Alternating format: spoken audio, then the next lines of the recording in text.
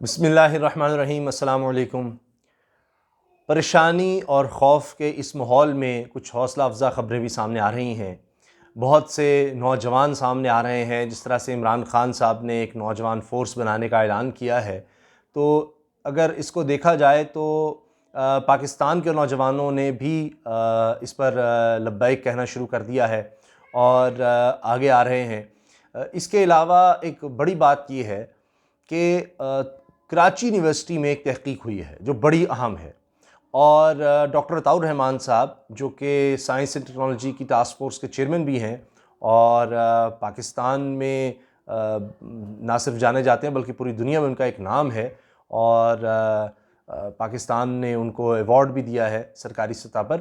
انہوں نے بھی اس حوالے سے بات کی ہے کہ کراچی یونیورسٹی کی تحقیق کے مطابق یہ پتہ چلا ہے کہ پاکستان میں اس وبا کے حوالے سے جو جراثیم ہے یا جو بیماری ہے اس کی شدت اس طرح کی نہیں ہے، وہ کچھ تھوڑی مختلف ہے چین سے، اور یہی بات سامنے آئی ہے کہ اس کی یعنی جو ساخت ہے وہ اس سے کچھ مختلف ہے، اور اس وجہ سے بھی امید کی جا رہی ہے کہ جو حالات چین میں رہے یا جس طرح دنیا میں باقی خطوں میں نظر آ رہے ہیں، خاص طور پہ یورپ میں، امریکہ میں، تو امید یہ ہے کہ انشاءاللہ پاکستان میں یہ اتنی تباہی نہیں مچائے گا۔ مگر پھر بھی پاکستان کی طرف سے، پاکستانی حکومت کی طرف سے بڑی کوششیں ہو رہی ہیں۔ ایک طرف جو کوششیں کی جا رہی ہیں، عمران خان صاحب نے قوم سے خطاب بھی کیا، اس میں بہت سے اعلانات کیے، خاص طور پر انہوں نے بھارت سے موازنہ کیا، اور انہوں نے بتایا کہ کس طرح جو پاکستان نے اسٹریٹجی اپنائی ہے وہ کس طرح بہت بہتر رہی ہے، اور بھارت نے جو کیا اس سے کس طرح تباہی ہوئی۔ اس پر بھی میں آتا ہوں، اور جو اعلانات دیگر عمران خان صاحب نے کیے اس پر بھی ہم بات کریں گے۔ لیکن دیکھیے، بہت سی چیزیں سامنے آ رہی ہیں۔ مثال کے طور پر انجینئرنگ یونیورسٹی کے طلباء کی طرف سے سستے ہینڈ سینیٹائزر اور ہینڈ واش تیار کر لیے گئے ہیں۔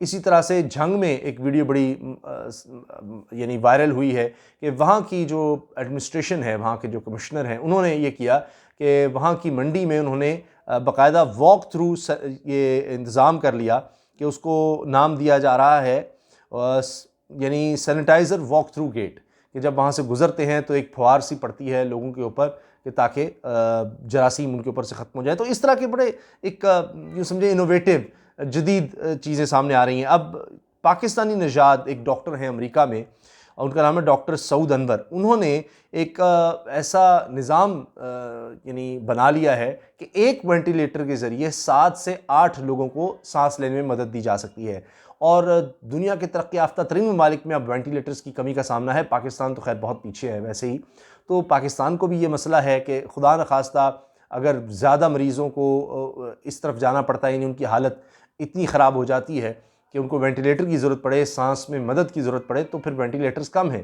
تو اسی لیے یہ بھی بڑی ایک اہم پیش رفت ہے۔ اسی طرح سے یہ کہا جا رہا ہے کہ حیدرآباد کے ایک نوجوان نے جو امریکہ سے ہی تعلیم حاصل کر کے آیا ہے، اس نے ایک پورٹیبل وینٹیلیٹر بھی بنا لیا ہے، اور اس حوالے سے اس نے حکام کو بھی آگاہ کر دیا ہے۔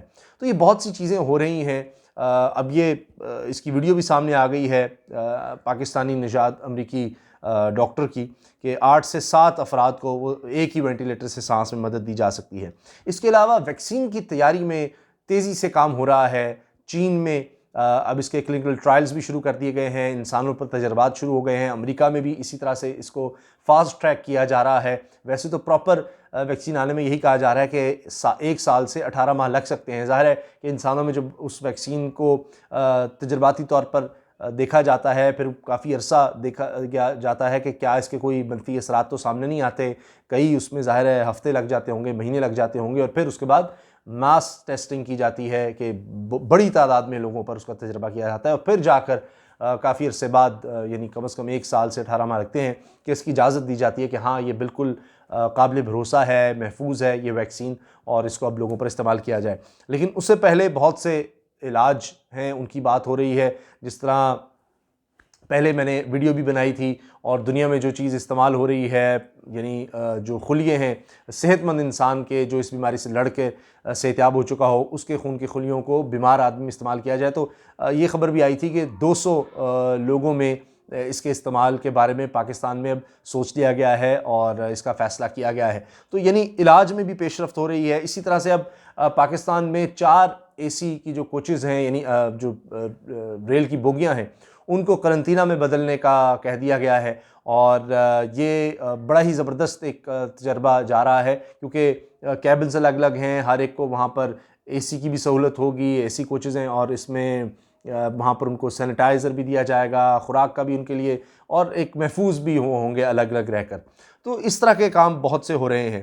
پھر ایبٹ کمپنی نے کہا ہے کہ ہم نے ایک ایسا آلہ بنا لیا ہے کہ 5 منٹ میں اس بیماری کا ٹیسٹ بھی ہو سکتا ہے. ویسے اس میں بہت وقت لگتا ہے، تو وہ بھی اب کافی زیادہ میڈیا میں یہ چیز سامنے آ رہی ہے.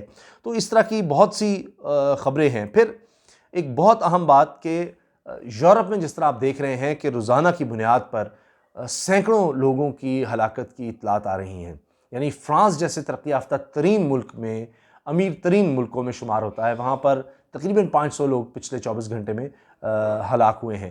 اسی طرح سے آپ اٹلی اور اسپین، وہاں پر دیکھیں ہزار کے قریب تعداد چلے گی روزانہ کی بنیاد پر. اور امریکی صدر نے جو اب حالیہ اسٹیٹمنٹ دی ہے، اس میں تو انہوں نے کہا ہے کہ 2 ہفتے تک وہ امید کر رہے ہیں کہ یہ پیک پر چلا جائے گا. اور انہوں نے کہا ہے کہ خدشہ یہ ہے کہ 20 سے 22 لاکھ افراد اس میں ہلاک ہو سکتے ہیں امریکی. لیکن ہماری کوشش ہے کہ یہ 1,00,000-1,50,000 سے اوپر نہ جائے یہ تعداد، تو اس کو ہم بہت زیادہ کامیابی سمجھیں گے. اب ترقی یافتہ ترین ممالک کی سوچ دیکھیے اور ان کی حالت دیکھیں، تو اس کو جب ہم پاکستان سے کمپیئر کرتے ہیں تو پھر بھی کچھ بہتری لگتی ہے، اگرچہ ہر جان قیمتی ہے. اب جو تازہ ترین اطلاعات ہیں اس میں یہ ہے کہ 25 افراد، جب میں ویڈیو بنا رہا ہوں اس وقت یہ اطلاعات یہ ہیں کہ 25 افراد جاں بحق ہو چکے ہیں پاکستان میں، اور تقریباً 60 لوگ جو ہیں وہ صحت یاب بھی ہوئے ہیں. اس کے علاوہ 1700 سے زیادہ کل مریضوں کی تعداد ہے. اب ٹیسٹنگ بھی پہلے سے زیادہ کی جا رہی ہے، مختلف شہروں میں ٹیسٹنگ کٹس بھیجی جا رہی ہیں، اور چند ہی دنوں میں یہ کہا جا رہا ہے کہ یعنی آپ یوں سمجھ لیں کہ جو طبی عملے کو جو چیزیں چاہیے وہ تمام مکمل ہو جائیں گی. چائنا سے اب درآمد بھی کیا جا رہا ہے، چائنا سے تو روزانہ کی بنیاد پر سامان آ رہا ہے، امداد آ رہی ہے. اب چائنا سے امپورٹ کی بھی بات کی جا رہی ہے، خریداری کی بھی بات کی جا رہی ہے. اب اس سب میں عمران خان صاحب نے جو سٹیپس لیے ہیں، میں جلدی سے وہ بات آپ کے سامنے رکھ دیتا ہوں. ایک تو یہ کہ ٹائیگر فورس بنانے کا انہوں نے کہا ہے کہ اس سے یہ لگ رہا ہے کہ اسٹریٹجی یہ ہے کہ ایک تو لاک ڈاؤن نہیں ہوگا. عمران خان صاحب نے 2-3 مرتبہ اس چیز کا ذکر کیا کہ ہم لاک ڈاؤن نہیں کر سکتے. چین کی صورتحال مختلف تھی، اگر ہمارے پاس وہی وسائل ہوتے تو ہم فوراً لاک ڈاؤن کر دیتے. تو انہوں نے یہ تو کہہ دیا کہ کیونکہ ہماری 25% آبادی غربت کی لکیر سے نیچے ہے اور 20% بالکل غربت کی لکیر پر ہے، تو ہلکا سا جھٹکا ان کو بھی نیچے لے جائے گا. ابھی 8-9 کروڑ لوگوں کا ہم کس طرح سے ان کو راشن پہنچائیں گے؟ 8 کروڑ لوگوں کو راشن پہنچانا بہت مشکل ہوگا. تو اسٹریٹجی جو مجھے لگ رہی ہے اس ساری اسٹیٹمنٹ میں وہ یہ کہ جہاں پر کیسز رپورٹ ہوں گے، انہوں نے باقاعدہ ایک وزیر اعظم ہاؤس میں مانیٹرنگ ایک سسٹم بنا دیا گیا ہے، وہاں پر ڈیٹا دیکھا جا رہا ہے اور ٹرینڈز دیکھے جا رہے ہیں، یہ انہوں نے خود بتایا. اور اس میں ہمارے عسکری ادارے بھی انوالوڈ ہیں سارے، وہ بھی اس چیز کو بہت اچھے طریقے سے مانیٹر کر رہے ہیں، دیکھ رہے ہیں، سب مل کر کام کر رہے ہیں. تو جہاں زیادہ کیسز رپورٹ ہوں گے اس ایریے کو سیل کر دیا جائے گا مکمل طور پر، اس خاص علاقے کو. اور وہاں پر پھر یہ ہے کہ اس ٹائیگر فورس کے ذریعے وہاں پر خوراک اور دیگر اشیاء پہنچائی جائیں گی، اور باقی علاقے کو، یعنی باقی جو گھر ہوں گے یا جو علاقے میں باقی لوگ رہ رہے ہوں گے، ان کو بتایا جائے گا قرنطینہ کس طرح سے کرنا ہے، آپ اپنی صحت کا خیال کس طرح کر سکتے ہیں. تو یہ سب باتیں ان لوگوں کو بتائی جائیں گی. ساتھ ہی انہوں نے ایک یہ بھی بہت بڑا اعلان کیا ہے کہ فنڈ کا اعلان کر دیا ہے اور اس کا اکاؤنٹ پتہ لگ جائے گا، وہ کہہ رہے ہیں تقریباً 1-2 دن میں، اور نیشنل بینک میں ہی ہوگا. اور وہاں پر جو لوگ بھی عطیات دیں گے ان سے سورس وغیرہ نہیں پوچھا جائے گا یا ان کے پیچھے نہیں جائیں گی ٹیکس اتھارٹیز، اور ان کو ٹیکس میں بھی سہولیات دی جائیں گی. تو یہ 2 بڑے اعلانات ہیں. پھر انہوں نے کہا کہ ہمارے پاس 2 بڑی طاقتیں ہیں، ایک ایمان کی طاقت جس کی وجہ سے آپ دیکھتے ہیں کہ پاکستان میں سب سے زیادہ خیرات کرنے والوں میں پاکستانی قوم ہے، اور دوسرا ہمارے نوجوان. تو ہم نے ایمان کی طاقت سے یہ کرنا ہے کہ ہم نے وہی جذبہ دکھانا ہے جو انصار اور مہاجرین کے درمیان نظر آیا تھا. تو لوگوں کو ہماری مدد کی ضرورت ہے، تو اس فنڈ میں بھی لوگ زیادہ سے زیادہ حصہ لیں، اور پھر جو کر سکتے ہیں اپنے ارد گرد، اور خاص طور پر اپنی سوشل ڈیوٹی کہ احتیاط کریں.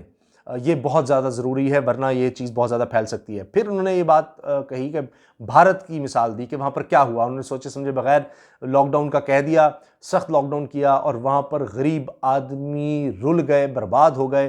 اب وہاں پر حالت یہ ہے کہ وہ پولیس سے کلیشز ہو رہے ہیں، لوگ کہہ رہے ہیں کہ ہم بھوک سے مر رہے ہیں، اس بیماری سے تو بعد کی بات ہے، یا یہ لگے گی تو مر ہی جائیں گے، لیکن بھوک سے بھی تو مر ہی رہے ہیں۔ تو کروڑوں لوگ وہاں پر اس وقت پریشان ہو گئے ہیں کہ وہاں پر وزیر اعظم مودی کو معافی مانگنی پڑ گئی ہے۔ تو یہ وہاں پر حالت ہے۔ اس سے لگ رہا ہے کہ عمران خان کی اب تک کی جو اسٹریٹجی ہے وہ بظاہر تو یہی لگ رہا ہے کہ ٹھیک جا رہی ہے، کہ جن علاقوں میں رپورٹ ہو وہاں پر ان کو لاک ڈاؤن کیا جائے، پھر یہ فنڈ بنانا، نوجوانوں کو استعمال کرنا، اور پھر انہوں نے کہا کہ ہم نے تقریباً $8 ارب، اب غریب ملک ہے اس کے باوجود وہ کہہ رہے ہیں کہ ہم نے $8 ارب کا پیکج رکھا ہے، اور امریکہ کا دیکھیں تو انہوں نے $2000 ارب کا رکھا ہے۔ تو ظاہر ہے فرق ہے دونوں کی معیشتوں میں، تو ہم جو کر سکتے ہیں ہم کر رہے ہیں، لیکن پاکستان کو اس سے جیتنا ہے تو احتیاط کرنی ہوگی اور فاصلہ اختیار کرنا ہوگا، اور لگ یہ رہا ہے کہ ابھی اتنا آسان نہیں ہے، کہ یہ کوئی چند ہفتوں کی بات نہیں ہے، اس میں 1-2 مہینے لگ سکتے ہیں، اور پھر ہی واضح طور پر ہم دیکھیں گے کہ شاید یہ جو لاک ڈاؤن ہے اس میں کچھ حد تک ہم کمی دیکھنا شروع ہوں، اور پھر معیشت کا پہیہ تیزی سے چلنا شروع ہو۔ اب ریلیف فنڈ کا قیام اور دیگر سٹیپس، یہ بہت بڑے اعلانات ہیں۔ ساتھ ہی انہوں نے کہا ہے کہ بہت بڑا انسینٹیو ہے اسٹیٹ بینک کی طرف سے، کہ جو لوگ اپنے مزدوروں کو نہیں نکالیں گے، جو فیکٹری اونرز اور جو کاروباری افراد، تو ان کے لیے یہ کیا جا رہا ہے کہ ان کو سستے قرضے بھی دیے جائیں گے۔ تو یہ بھی ایک ان کو انسینٹیو دیا جا رہا ہے کہ وہ یعنی غریب لوگوں کا خیال کریں۔ تو ہر طرح سے ایک کمپریہنسو اسٹریٹجی بنائی جا رہی ہے۔ تو یہ وہ خبریں ہیں جن سے لگ رہا ہے کہ پاکستان پوری کوشش کر رہا ہے، پاکستان کی ریاست اور حکومت، کہ یہ جو اتنی بڑی قدرتی آفت آئی ہے اس سے بہتر طریقے سے نمٹا جا سکے۔ اور عمران خان صاحب نے بھی یہ دعا کی ہے، اور پوری قوم کی دعا ہے کہ انشاءاللہ ہم اس سے یعنی یہ جو جنگی کیفیت ہے اس سے سرخرو ہو کر نکلیں، اور فتح اللہ تعالیٰ ہمیں نصیب کرے۔ اس کے لیے پوری قوم کو یکجا ہو کر اکٹھے ہونا ہوگا، اور سب اب اپنا دھیان اس طرف لگائیں کہ کس طرح سے ایک دوسرے کی مدد کرنی ہے، کس طرح ہم نے احتیاطی تدابیر اختیار کرنی ہے، تاکہ ہماری وجہ سے بھی کوئی شخص بیمار نہ ہو، نہ ہم بیمار ہوں، نہ ہماری وجہ سے کوئی اور شخص بیمار ہو۔ تو اب دیکھتے ہیں کہ اگلے 1-2 ہفتے میں واضح طور پر پتہ چلے گا کہ عمران خان صاحب جو باتیں کہہ رہے ہیں، جو اقدامات پاکستان اٹھا رہا ہے، اس میں کہاں تک ہمیں بہتری نظر آتی ہے۔ ابھی تک یہ ضرور ہے کہ یورپ کے ترقی یافتہ ملکوں کی نسبت پاکستان میں ہم کہہ سکتے ہیں کہ بہت حد تک ہم یعنی وہاں سے تو بہت حد تک بہتر ہیں، لیکن آنے والے دنوں میں کیا ہوتا ہے، یہ جیسے جیسے ڈیولپمنٹس ہوں گی تو میں آپ کے سامنے حاضر ہو کر اس بارے میں آپ کو بتاتا رہوں گا۔ اجازت دیجیے، اللہ حافظ۔ پاکستان زندہ باد۔